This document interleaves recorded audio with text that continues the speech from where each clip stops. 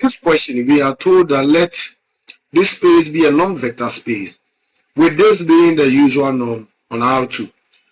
Prove that the ball with radius 1 and the center 3, 1 is a subset of the ball with radius 2 and the center 2, 1.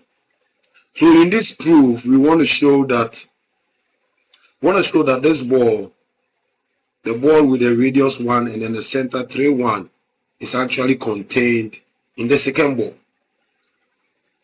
That is basically what we want to show. And you remember from the definitions of open balls, if X is a normed function space, if you have X to be a normed function space, then the open ball with center F and maybe the radius R, then this, we know this, right? So the open ball with center F and then the radius R is just this set, right? J belonging to this X such that the norm of F minus J is strictly less than R. So this is the definition for open balls. So we are going to employ this to prove that this ball is contained in this ball, the second ball. So now, since we are in R2, let's suppose that, we suppose that XY, the point XY, belongs to the first ball, the ball with the radius 1 and the center 3, 1. Now, from the definition of open balls, this means that the norm of XY minus 3, 1 is strictly less than 1, right? Because the radius is 1 here from the first ball.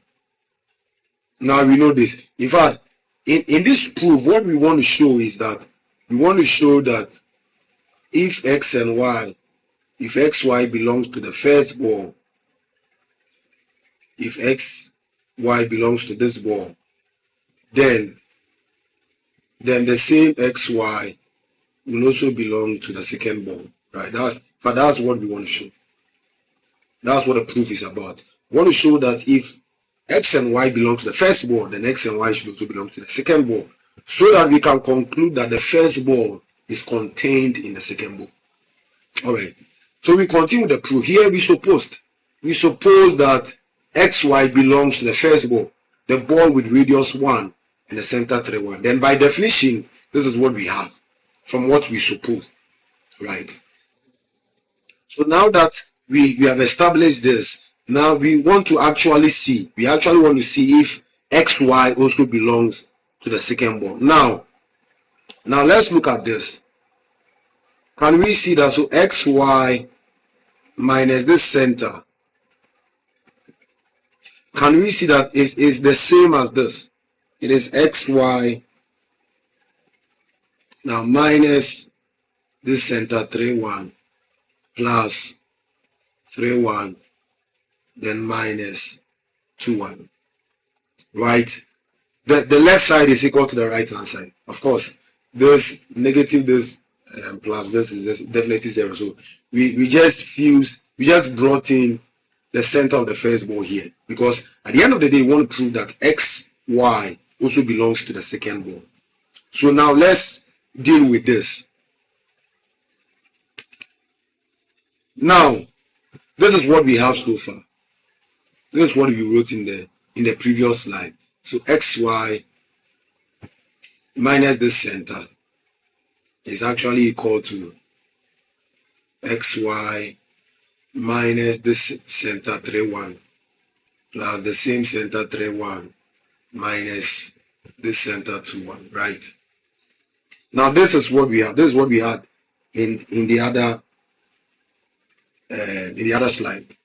Now this is less than or equal to, in fact, when we apply the triangle inequality here, so this will be XY minus this point, this center 3, 1, right? If you remember the triangle inequality, that rule, so that is what we have applied here.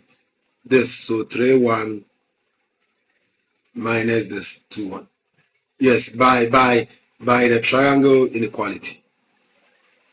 By the triangle inequality law. So we are able to break this one. we are able to break this down into this using the triangle inequality, right? But let's look at something. For this side, for this particular one, now you know that this distance, we know how to calculate distance, right? Minus 2, 1. Definitely you know how to calculate this distance because it is the same as equal to doing in the Euclidean norm. What we do is that we find the distance by taking the square root of, so 3 minus 2 squared plus 1 minus 1 all squared, right? And of course, this is equal to 1 plus 0, which is equal to 1, right? We know this, we even know this from basic mathematics. So what this means is that now continue from here. So this is less than or equal to the norm of this point, xy minus this 3, 1 plus 1, right? Because we found this distance, this norm to be 1. That is what we just calculated. So this is what we have. Now, what do we know about this? You remember when we started, let me go back in the previous slide. In the previous slide, we said that if xy belongs to this ball, then the distance of xy and then the center is strictly less than 1 from this. So then we can also claim that this side, of course, this is less than 1 plus 1. Because this one we stated in the previous slide, right? When we started the proof, when we suppose that x and y belong to the first ball, we wrote that this, let me rewrite it again. We wrote that this is because this is 1 because we wrote that xy minus this center is actually less than 1, right? So in place of this, we can, the distance is less than 1. So in place of this, we can put 1 there. That's why we have 1 here. All right. But we have that already in the previous slide. So this, at this point, we're almost done with the proof. And so this less than 2, right? So here we have been able to show that this distance, the distance from this point to the center 2, 1 is actually less than 2, right? And what does this imply? From the definition of open balls, this implies that the point xy belongs to this ball with radius 2 and then the center 2, 1. So at the end of the day, we have been able to show that if xy, because we suppose that xy belongs to this first ball, right, with this center.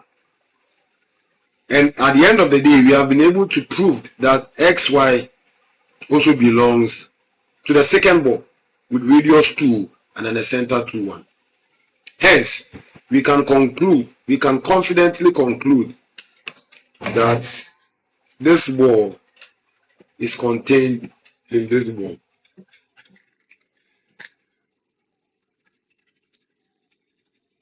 This first ball is contained in this ball. All right.